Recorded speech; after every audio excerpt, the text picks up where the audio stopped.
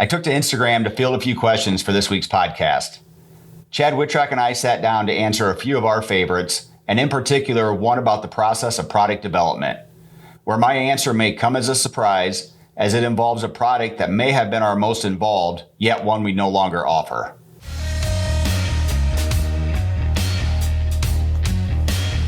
This is the No Excuse to Miss podcast. Welcome to the No Excuse to Miss podcast. I am your host, Scott Volquartsen. And this week I have our Director of Marketing, Chad Wittrock, with me. We had a couple questions come in on Instagram that we're going to try to answer. Sort of a little bit lifestyle, but mainly business related. And just, a couple different backstories. It should be fun. How you doing today, Chad? Not too bad. I think this will be a really fascinating episode. It'd be a little more on the personal side as opposed to just the brand side. So I think everyone will get a real kick out of this. So I got some questions and we'll jump right in. I think a question we get a lot is maybe kind of obvious, but it's how did you get started in the industry? So we do get that question a lot. And interesting enough, it is a second generation family owned business. My dad started it. And my brother and I took over officially in the mid 2000s, but I would say even like in the early 2000s, we started running it. So I kind of look at it, there's almost like two different segments of my career. There was the first that it was under, dad's watch or his direction. And that was a much smaller family oriented business. Dad was not interested in having a lot of employees. So it was very much family. I mean, we all ate together at lunch. Oh,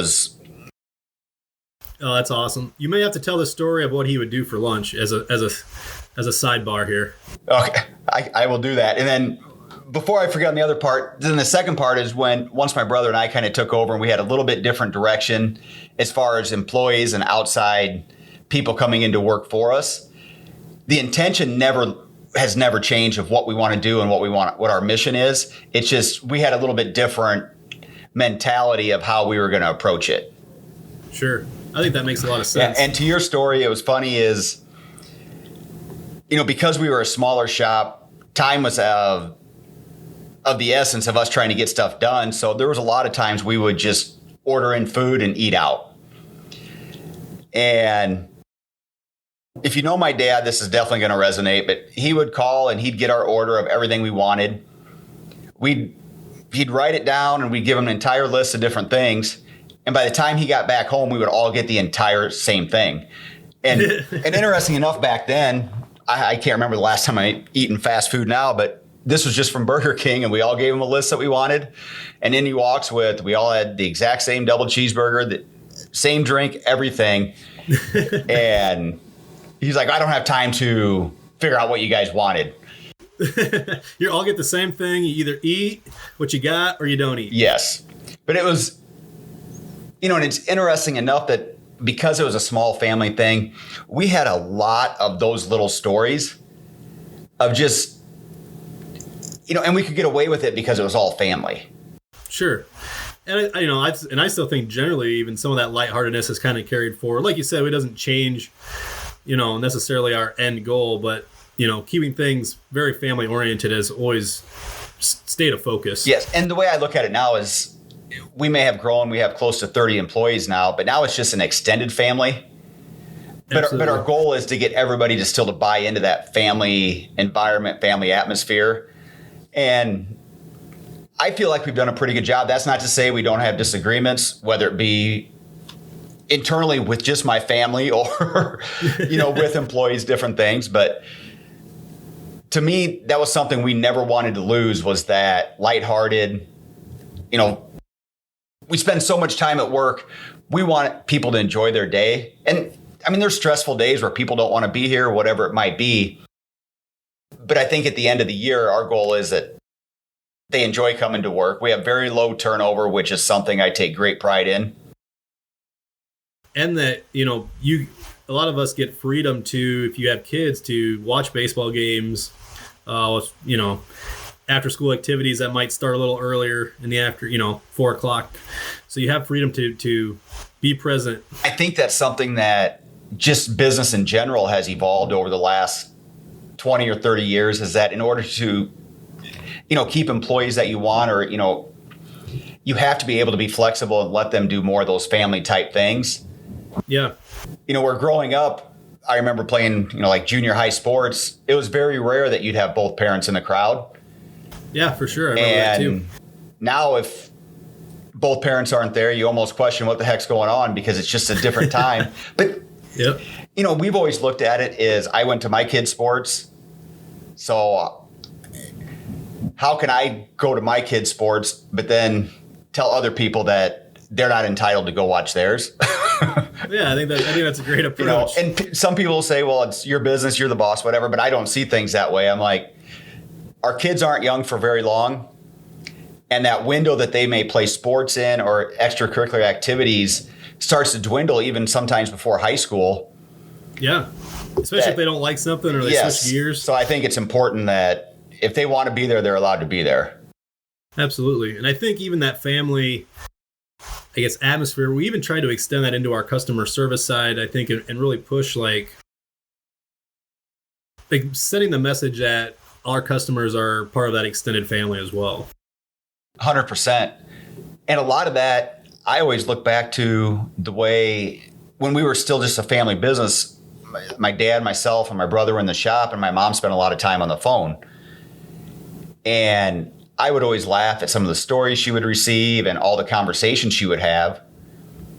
But fast forward 30 years to today, there's still people that call in and ask how she's doing. They will ask what she's been up to, and they'll tell stories that they had conversations that they had on the phone. And at the time, I didn't understand how important those relationships were. But as I've gotten older and more experienced in business, I realized that maybe she was ahead of her time on that. Yeah, and I think people still ask for her at trade shows, which is awesome as well. Yes. Circling back a little bit, so obviously you grew up in the industry, kind of is the short answer there. Was that really through high school all the way back to elementary? How did you really feel like I need to really start plugging in, learning the ins and outs?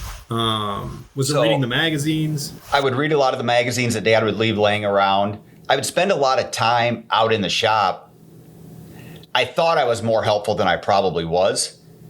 But just being a part of it, I would go to gun shows with Dad. So I was around it in that way.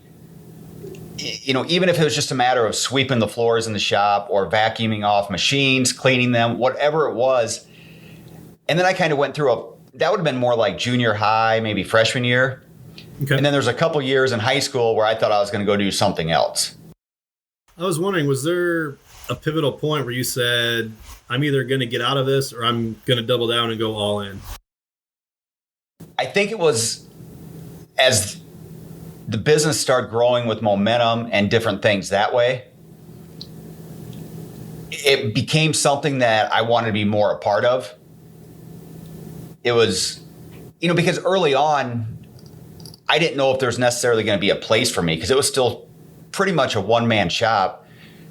And, this is back in the early 90s. When I finally decided to go into the business, Dad said, well, you're going to go get a tool and die degree, so if anything ever happens, you have something to fall back on. Oh, that's nice. So he really pushed that education so that if anything would shift, anything would change, you still had a foundation. Yes.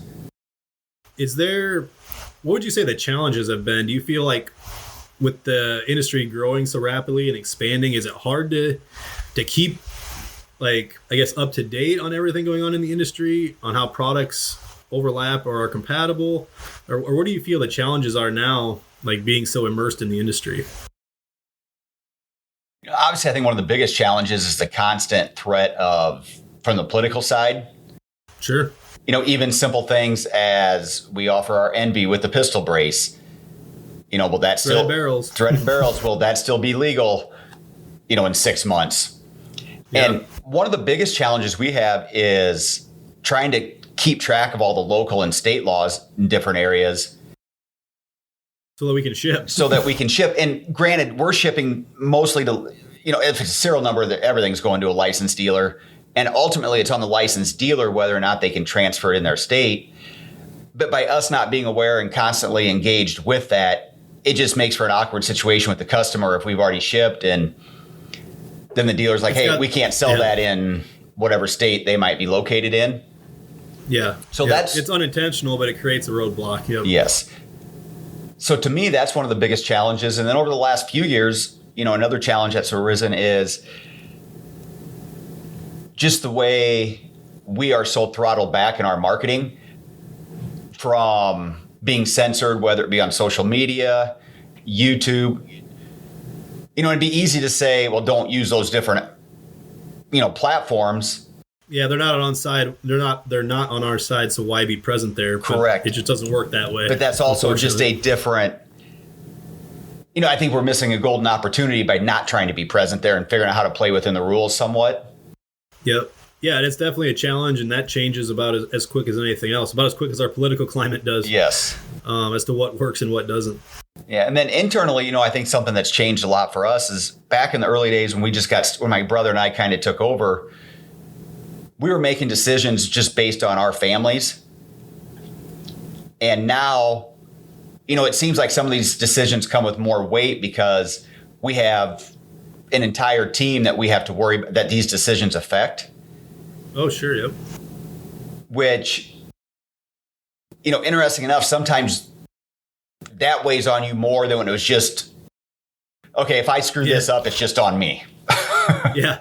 You feel like you can, I don't want to say gamble's the right word, but you feel you can play, and gamble, reckless, not the right word, but you can play a little more loose with the development side and pursuit of certain products. So the one thing I've learned is that one thing we have to do is communicate much better. So if we do take a gamble or a risk, our team understands what we're trying to do with that particular risk, and it's not just being careless or reckless. Right. Calculated risk is maybe what I was getting at there. Yep, absolutely. So that kind of leads us into another question that came in. What business lesson have you learned that's been the most impactful? Honestly, I think it's that you have to remove your ego from the process. And when I say ego in this context, I'm not saying like an arrogance or bragging or anything like that, but more the ability to say, I don't know. And I think just that ability to say, I don't know, a lot opens up an entire different realm of possibilities. Everything from, like for me personally, hiring business coaches or mentors, whatever avenue you want to go.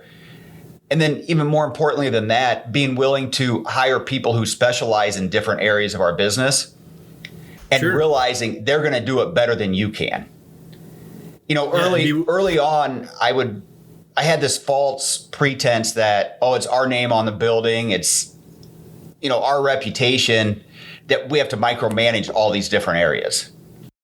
Yeah, I think that's a really good approach to let people run with what they're talented at. Yes. And over the years, the more I've realized that if you let talented people do their thing, it benefits everybody. It empowers them to do what they're good at. And ultimately that will, improve the entire business top to bottom when you allow that to happen. But I think growing up in the business was almost a double-edged sword.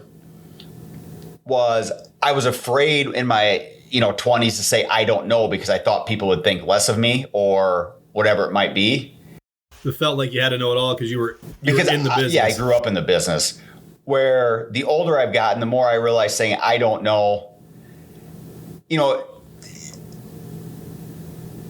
to me it almost establishes trust with different people because obviously none of us are going to know everything about everything. Right. Yeah, there's no way. And pretending to do that only got me into trouble. Being willing. It always will because you have to keep up appearances. And yes. If you're honest, there's no need to keep up appearances. Correct. And how are you ever supposed to learn if you don't ask if you're not willing to ask questions, which if you don't say, I don't know, you're not willing to ask questions. Right. So I think I don't know is a really powerful one. Yeah. So at that point, and something else I just thought of is it's exhausting trying to control all those different areas because you're trying to fake it. Yes. And you become, the expression that everybody uses, the jack of all trades, master of none, which is really what you become when you're trying to dabble in every single area of the business. And I'm glad I did that because it's given me an understanding of all different areas. Which I think you need. That's valuable. I think it's valuable, but then like I'll use our machine shop as a great example. It's flourished since I turned it over, or Nick and I turned it over and said, hey, you guys run with it and do your thing. And if you have questions, we're here. We would love to be involved, or we're here to be involved, and we'll offer our input. Mm-hmm. Same thing with you in the marketing, whether it be accounting, whether it be sales. I think it's great to have that freedom to fail in a way. I mean, not in a way that's going to, damage the business itself, but in a way where you can take a little bit of risk, you can run with things, you can implement ideas, and we can all collectively look at it and say, oh, this worked, this didn't quite work, but maybe here's why it didn't work, and circle back. Exactly. And it's hard enough as a business owner to get away from work when you're gone. But Sure. If you don't allow people to fail and learn and make decisions, you're never going to get away from it because they almost become afraid to do it. So they want your input on every single little decision. Yeah, then you're getting a lot of questions throughout the day. And that doesn't benefit anybody. No, definitely not. We have to, and at least for me personally, I have to remember that I still do it all the time, but there's a whole lot of times that I failed. Yeah. And the only way I learned was by getting it wrong. Yep. Yeah, that whole fail forward mentality. Yes. So we have to extend that same, flexibility to anybody that we bring onto our team. So, and kind of on that note, one other question that came in was, what do you feel has been the most tedious product development process that you've been a part of so far? Ironically, it's probably a product that we don't even offer anymore. Interesting. It was so for a couple of years, we offered a semi-auto 17 WSM, which on the surface, it was a lot of fun developing that because it was the first time that we had developed a product that we had engineering support from the ammunition manufacturer. Oh, sure. Every other time we've kind of had to just figure it out because we weren't really in a place in the industry that we could call up the engineers of the various companies and say, hey, can you provide us this information? Sure. So this was setting the stage as something totally different. Yeah. So this was done the way I would love to be able to do any product. And, we did all of our testing. We came out with it. The most frustrating part was it would work at times and other times it would not work. And early on, we thought, okay, maybe there's some inconsistencies with the ammunition itself. But at the same time, that kind of felt like a cop-out, almost like we give up. Yeah, we're letting ourselves off the hook here. Yeah, we're not being held accountable for our products. Right. So from a business side, if you look at it, we probably spent way too much money and fought way too long to try to get it to work to our expectations. Yep. And ultimately, I would hate to guess how many times we went back to the drawing board, engineered new parts, tried new things. We thought we had it figured out. We would, make a production run. And inevitably, we would hear back that, well, I'm still having this particular issue. Or even in our testing, after we got to production parts, we would see an issue pop up. And our first instinct is, well, okay, what changed from our prototype to production run? Yeah, and I think we even had, later on, there was even changes like between the range, going to lunch and going back out to the range at one point, if I remember correctly. Yeah, it was all sorts of just little things, and we exhausted ourselves trying to figure out what we could possibly do, what we could change, how could we re-engineer things, because it's such a fun round. We wanted it to work. Yeah, it's a blast. Yeah, and the last thing in the world we wanted to do is have to cancel orders and basically admit that we couldn't get it to where we wanted it. Yeah, and then like you said, you wanted to talk about the ammo as well. Yes, and that was the thing, is we would get one lot of ammunition and we couldn't get it to fail. Order, the same Flawless. ammunition, different lot number, it would come in, and we couldn't get through a magazine with it. And we redesigned magazine. I mean, I would hate to guess, like I said, how many times we redesigned things, the magazine, the bolt, the extraction system, the firing pin. Even messed with the chamber on the barrels, trying to change things up. So what you're saying is we tried a thing or two. Yes. and we learned a lot too through that process that we can apply to other projects that we are working on. Mm-hmm. So not all was lost. Sure. I think there's a huge learning curve there. What would be some examples that you would apply going forward? Or did it provide any clarity as to like, we should maybe pull the plug here. We should maybe try this next time or follow this process a little differently. I think the biggest lesson is from a business, from like the 30,000 foot view, is be willing to admit that maybe it's not going to work the way we wanted earlier on. Right. Which isn't to say we're going to give up easily, but to say that we're not going to beat our head against the wall for 2 years, just out of stubbornness. For sure. Because that was even in the same time we had rolled out the Summit, or working on trying to roll out the Summit 17 WSM as well, thinking that could even be, I don't want to call it a compromise, but having the single shot option. Yeah, and that was the idea was, okay, this might not work, but this one will. Yep. And even that, we spent a lot of time on it. And, like I said, I hate to ever pass the buck or anything like that, but for the expectations that we had, the ammunition was just not going to be consistent enough for us to get it to perform. Yeah. Yep. And that, like you said, sometimes you just have to make peace with that and move on to the next one. Yes. But the good thing it did is, you asked what else we learned from it was just the documentation. We got much better through that process of documenting changes and everything, that we could go back into our notes and look at, okay, we did this, this, and this. We tried this. Mm-hmm. And you can reference it the next go around. Yes. So, and kind of switching it up a little bit, outside of shooting, outside of the firearms industry and the business world, do you have any exciting adventures planned? Was another question we got. I know you're big into health and fitness, some travel. Is there anything coming up that you're excited about outside of the industry? I saw that question come in, and what it made me realize is I still am not good at taking time and planning for stuff away from our industry. Sure. I will, time gets away from you. Yes. And the interesting thing is every time I do take that time to plan it, like I went to Summer Strong, which was not really a industry related event, and you get away and you realize how valuable that is, that reset. But then if you're not careful, it'll be another couple years before you plan anything. And I've heard a lot of people talk about at the beginning of the year, they'll schedule out their adventures, their trips, at the first thing they do at the beginning of the year. So that way they don't compromise that whatsoever. Oh, sure. And that's something I need to be much better about, and like one thing we are looking at doing is, I know both my sons want to go to Alaska. So we are planning a trip, hopefully there next year.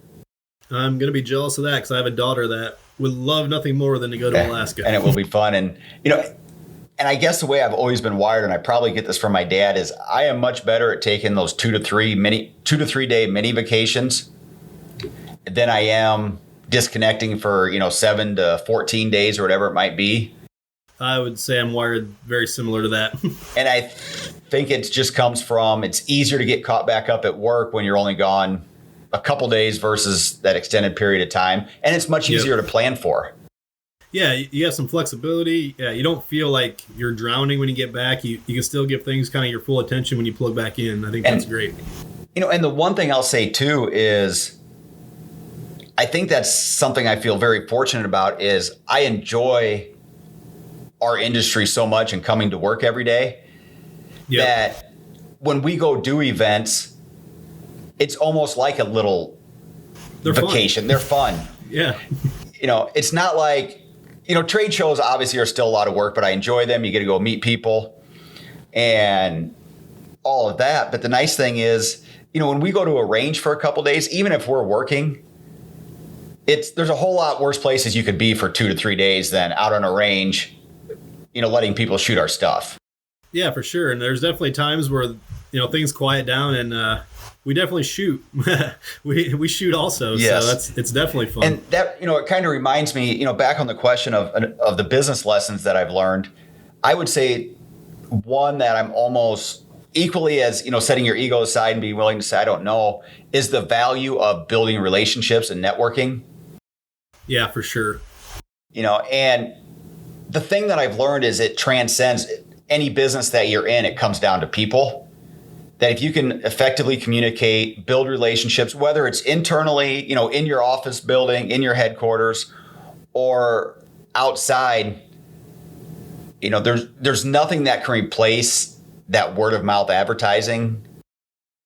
Yeah, and I think just, being with like-minded people and really instilling value in other people's lives will always come back tenfold. Yes. And I think, early on, I would always think that if you build a great product, it'll sell itself. And for a length of time, that probably will happen.